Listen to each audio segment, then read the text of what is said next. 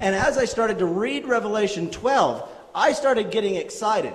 And sometimes we get excited because we see what we want to see in the Bible, and sometimes it's not there. And sometimes we get excited because we see what we want to see in the Bible because it is there. And as I was looking at Revelation 12, I saw something that really got me excited. Okay, here's a bit from Revelation 12 right at the end. There's only 18 verses in that book, so in that chapter. So this is the second to last one. And the dragon was angry at the woman and declared war against the rest of her children, all who keep God's commandments and maintain their testimony for Jesus. The word, we know what it means to keep God's commandments, and we've focused in on that as Adventists and help people to understand what does it mean to keep all the commandments. But what does it mean to maintain their testimony for Jesus? The word testimony it's quite a common word in our society. We have a conception of what it is because we use it in church lingo to mean to get up and tell your Jesus story, how you met Jesus, or how Jesus has done something in your life. But most people, if you say testimony, they think courtroom. They think somebody getting up, giving a testimony, saying, this is what happened, I saw it. It's the story from their perspective. Your testimony is going to be different than my testimony because I was on a different side of the street. A testimony is a story. It's the way you saw things. And so, the dragon was angry at the woman and declared war against the rest of her children, all who keep God's commandments and maintain the story of Jesus. Now, what's interesting is just before this, in Revelation, so first of all, Revelation 12:17 tells us how to identify God's end-time people. The identity of their people is locked up in this. They keep God's commandments, and they're telling the story of Jesus. But what saves them? How are we saved? By the blood of the Lamb. We're saved by grace alone, aren't we? And they have defeated him, that's the dragon, by the blood of the Lamb, and... No, you can't have an and. Well, what does it say? They've defeated him by the blood of the Lamb and by their testimony. Do you know, in the Greek, these two different testimonies, they're the same word, but the other combining word, Jesus' testimony, their testimony, very different. Jesus' testimony is what I have to say about what happened to Jesus.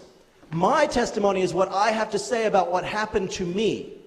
And so when we combine those two and say they're identified because they keep the commandments and they can explain what happened to Jesus, they can tell the Jesus story, but how are they saved? They're saved because Jesus matters to them. The blood of the Lamb has been poured out for them, and it's their story, and they tell it.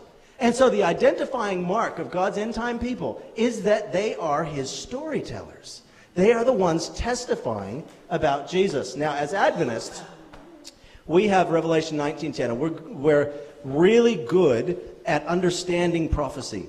And I think if you look at like what John Pauline's written and the studies he's done, can't remember how to say the other guy's name, but there's another guy who's written a big book, a big new one, just come out in the ABC. It's probably back there, called The Revelation of Jesus Christ. Do you have that one? Fantastic.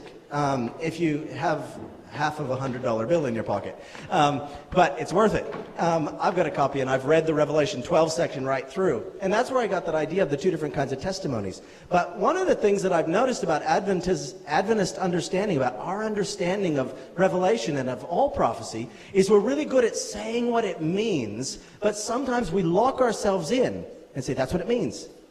And we don't see the bigger picture. And as I started looking at it as narrative, things started happening to me. This is what we call a key text because it unlocks a definition. We say, what is the testimony of Jesus? We read it in Revelation 12:17, the testimony of Jesus. What is that? We go to Revelation 19:10, it says, the testimony of Jesus is the spirit of prophecy. And so we say, well, there we go. And if you look in the NIV or the King James or the New King James, they all put it exactly like that. I fell at his feet to worship him, but he said to me, don't do it. I'm a fellow servant with you and with your brothers who hold to the testimony of Jesus. We all have the story of Jesus in common. Worship God, for the testimony of Jesus is the spirit of prophecy. Have a look at what the New Living Translation does with this phrase. For the essence of prophecy is to give a clear witness for Jesus. Is that true of all prophecy? It is all true prophecy. Biblical prophecy all gives us a better picture of who Jesus is, what Jesus' plan is. And if we look at this and unpack the meaning of that for the testimony of Jesus as the spirit of prophecy in this way, for the essence of prophecy, not doing away with the NIV or the King James, but just combining it with this story-based one of the New Living Translation. What is at the heart of prophecy? What's the very core, the essence of prophecy? It's to give that clear witness of Jesus. These are they who keep the commandments and have the testimony of Jesus. A clear witness of Jesus is the gift of prophecy. Now, and having the clear witness for Jesus identifies God's end times people. But as we start looking around the Bible and say, well, if that's how God wants his people to be, is it just something new? Is it us now, that we're God's storytellers? You know, when God first gave the 10 Commandments, and there's Exodus 20, but it's also recorded in Deuteronomy chapter 5, the people listened in Deuteronomy 5. They heard the commandments. God spoke them. And it was so terrifying for them that they said to Moses, could you not let him do that anymore? Can you ask God to, from now on, just speak to you, and then you can tell us what he said? And Moses said, oh, okay, I'll go talk to God about it. So he went and said, what do you think?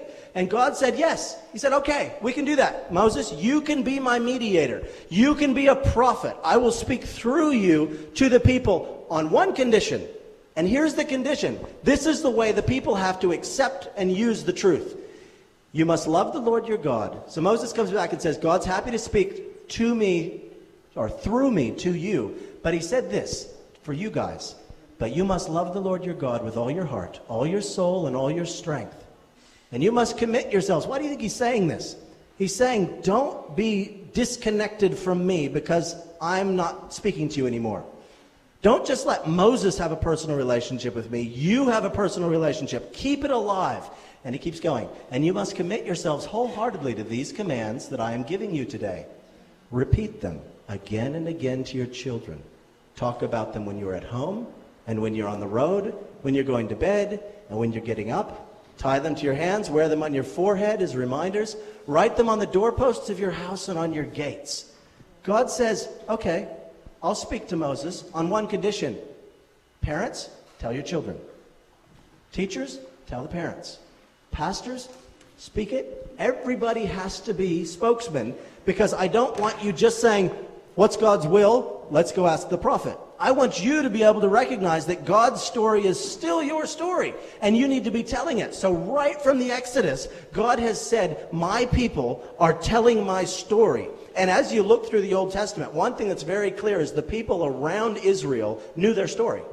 Even if Israel forgot it, and forgot who God was and what the Sabbath was and all those kind of things, the people around them knew. And they said, these are the people that came out of Israel, or out of Egypt, and God opened the Red Sea and knocked Jericho down, and food fell out of the sky for them. And the stories were vivid for the people around them because they did this. They repeated them again and again to their children. And when you think about this today, basically what God's saying is, talk about me in reference to everything. If you go through a door, say to your kids, you know, Jesus said, I am a door. How could Jesus be like a door? Kids are amazing. Just like I showed you with the children's story, or the Revelation story. They understand it. You say, how's Jesus like a door? They'll say, because we have to go through him to get to Jesus, to get to heaven? Say, yeah.